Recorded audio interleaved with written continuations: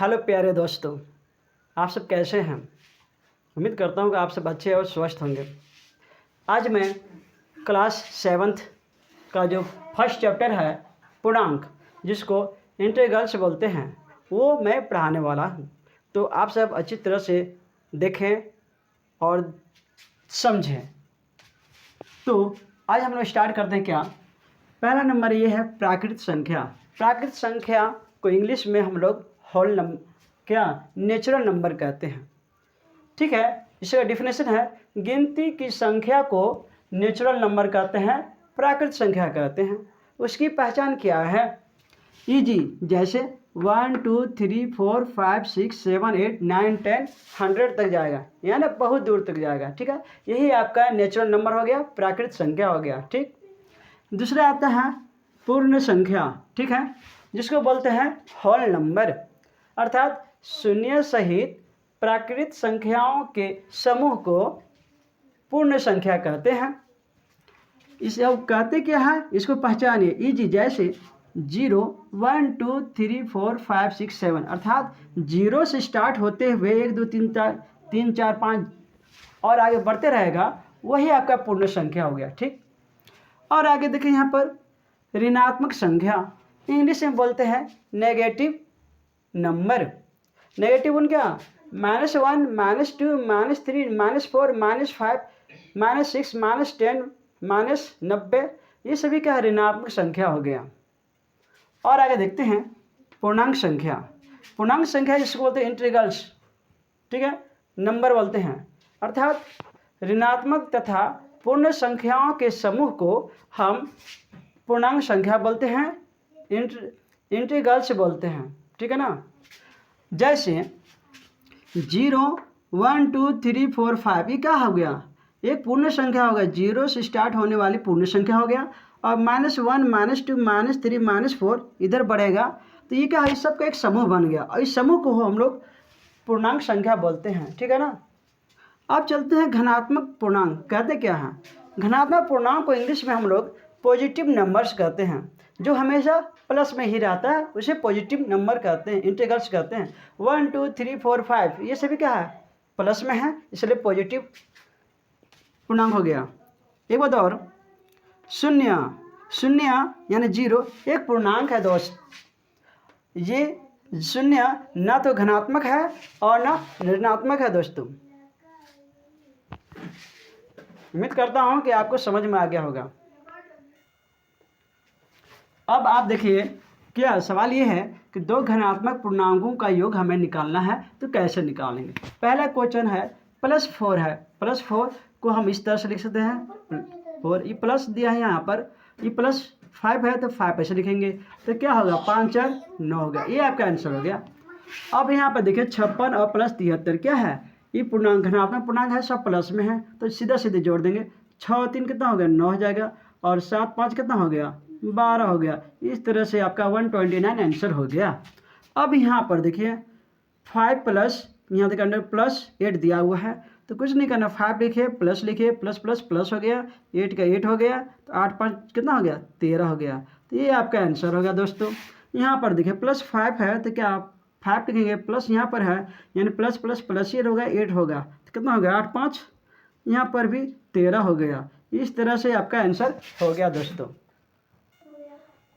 अभी आप देख रहे हैं बच्चों कि दो ऋणात्मक पूर्णांकों का योग हमें निकालना है, तो पहले ध्यान दें ऋणात्मक पूर्णांक यहाँ पर दिया हुआ है, याद रखिएगा क्या, माइनस और माइनस माइनस, और काम जोड़ने का होता है, माइनस माइनस माइनस। ठीक है, ये 6 हो गया, या +7 हो गया, तो क्या लिखेंगे, -6 और 7 कितना हो गया 13, -13 आंसर हो गया दोस्तों।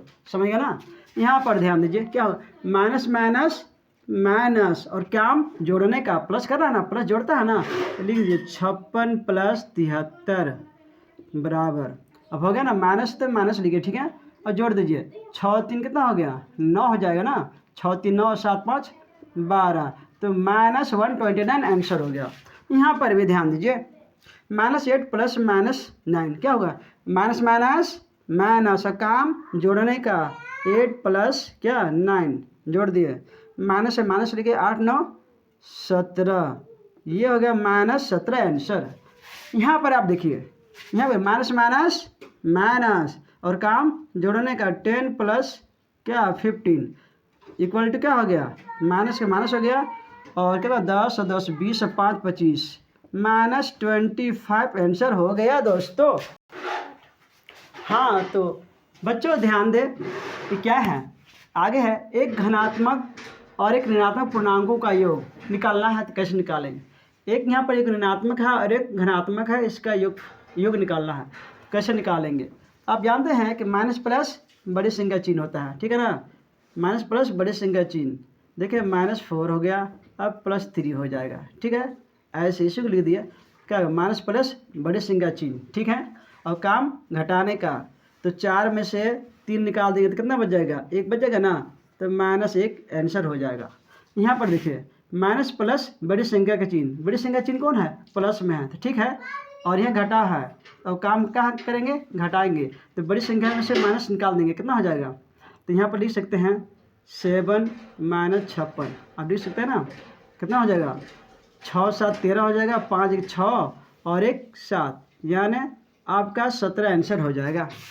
यहाँ पर ध्यान दीजिए, माइनस प्लस बड़ी संख्या चिन्ह, बड़ी संख्या चिन्ह कितना है, माइनस है, 8 में से 6 निकाल देंगे तो कितना बचेगा, 2, ये आपका आंसर हो गया। यहाँ पर ध्यान दीजिए, ये प्लस है, माइनस प्लस कौन, बड़ी संख्या चिन्ह, बड़ी संख्या चिन्ह कौन है, 18 ज़्यादा है ना, 18 क्या है, माइनस है, ठीक है। और माइनस है तो इसका मतलब क्या है, घटाना होगा, तो बड़का में से छोटे का घटा देंगे, 18 में से 8 घटा दिए तो कितना बचेगा, 10 हो गया। तो इस तरह से आपका कितना हो गया, -10 आंसर हो गया प्यारे दोस्तों।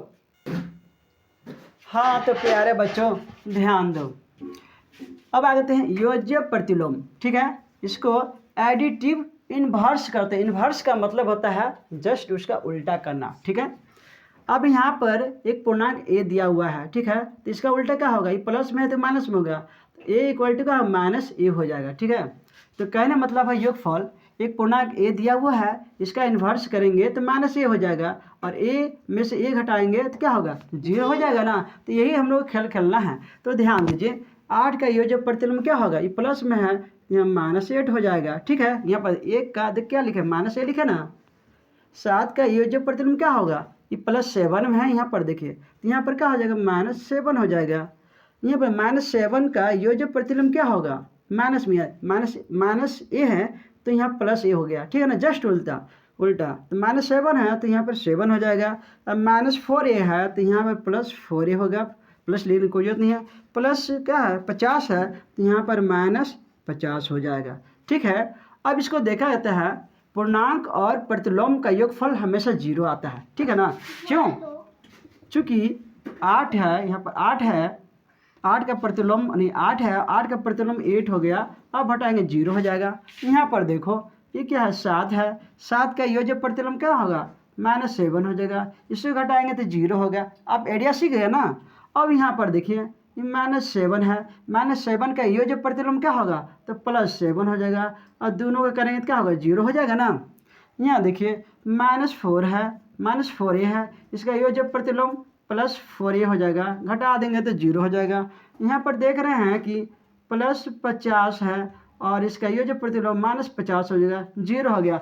तो आप देख रहे हैं कि हर स्थिति में 0 0 आ गया, तो आप समझ गए कि योज्य प्रतिलोम क्या है, ठीक है। हाँ तो प्यारे बच्चों ध्यान दीजिए, अभी मैं बता रहा हूँ पूर्णांकों का व्यवकलन, इंग्लिश में बोलते हैं सब्ट्रैक्शन ऑफ इंटीग्रल्स बोला जाता है, ठीक है।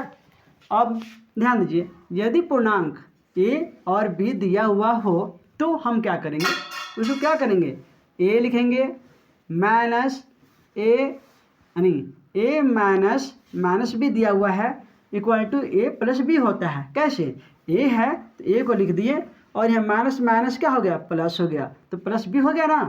तो इसी पर खेल खेलेंगे। अब यहाँ पर ध्यान दीजिए, क्या है, ये +5 है तो 5 लिखेंगे, माइनस माइनस क्या हो गया, प्लस हो गया, बोले थे ना माइनस माइनस यानी प्लस, माइनस माइनस प्लस हो गया 7। आपको पता है कि 5 और 7 5 12, ये आपका आंसर हो गया।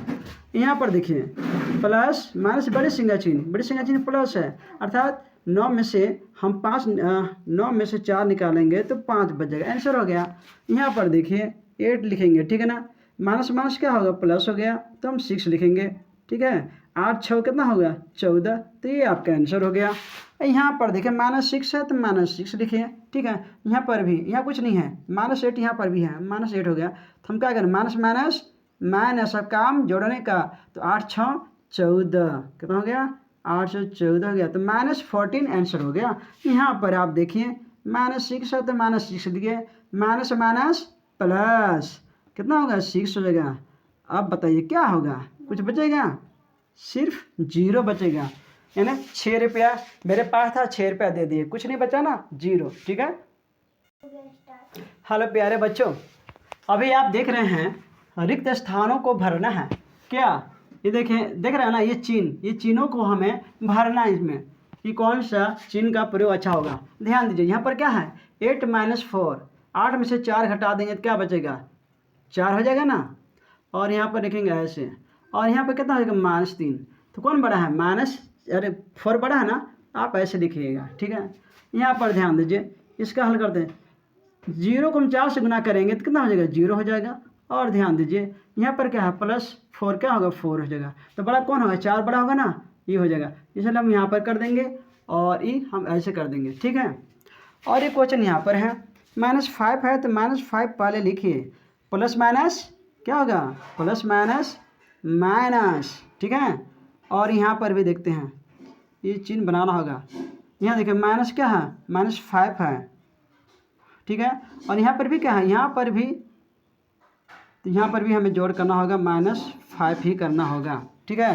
तो माइनस माइनस माइनस 5 3 8 हो जाएगा, ठीक है। और यहाँ पर आप देख रहे हैं क्या -5 माइनस माइनस माइनस माइनस ये 3 है, यहाँ पर देखिए वो यहाँ पर 3 दिया हुआ है, तो हमें यहाँ पर 3 लिखना होगा। तो माइनस माइनस माइनस हो गया, 5 3 कितना हो जाएगा 8 हो जाएगा। तो क्या देख रहे हैं माइनस माइनस इधर भी तो बराबर हो गया, ठीक है, तो यहाँ पर भी बराबर कर देते हैं। तो उम्मीद करता हूँ प्यारे दोस्तों कि आज आपको समझ में आ गया होगा।